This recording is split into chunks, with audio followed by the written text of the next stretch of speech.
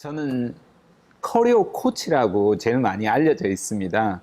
뭐 커리어 코치라는 것이 우리가 운동에도 코치가 있고 다이어트에도 코치가 있고 여러분 하고 싶은 것들을 못하는 것들을 도와주는 분들을 이제 코치라고 주로 하고, 저는 이제 커리어 영역에서 커리어를 성장할 수 있도록 도와주는 일들을 하고 있습니다.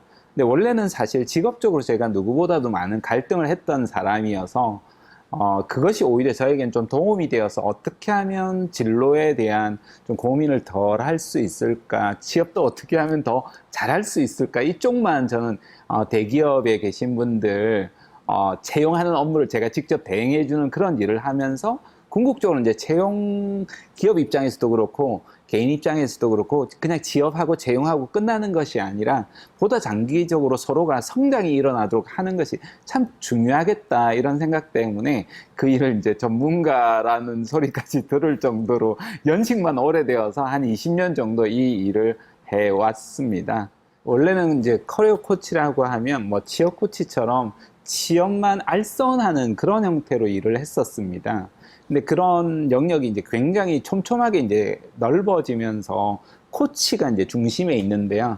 이 코치가 이제 커리어라는 어떤 직무 형태를 가지는 거죠. 근데 코치도 한 4가지 형태로 나눠져 있어요. 하나는 상담가, 카운슬링 중심의 코칭이 있고요. 이런 사람은 잘 들어주는 사람이에요. 답을 주는 사람은 아니에요. 그 다음에 교사적 코치가 있어요. 그래서 이런 사람들은 정보를 이제 주는 코치예요. 그 다음 멘토적 코치가 있어요. 멘토는 지시적 위치에 있어요. 그러니까 요즘 청년 중에 지시적으로 당하는 걸 아무도 안 좋아해요. 꼰대라고 하기 때문에 멘토 코치는 없는 거죠, 사실상. 그러니까 절대적인 지시를 하는 게 멘토 코치예요. 그 다음 하나가 이제 어떤 사람도 지시하지 않는 컨설팅 코치예요. 컨설턴트 코치예요. 그래서 정확한 정답을 줘야 돼요. 이런 것은 이제 보고서의 힘이에요.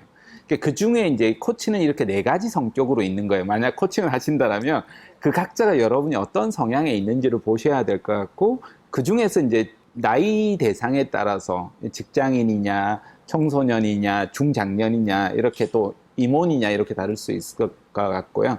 직무로 본다라면 이게 이제 커리어냐, 아니면 경력 개발이냐, 자기 개발이냐, 라이프냐, 진로냐, 이런 식으로 이제 갈 수 있어서 범위가 좀 넓죠.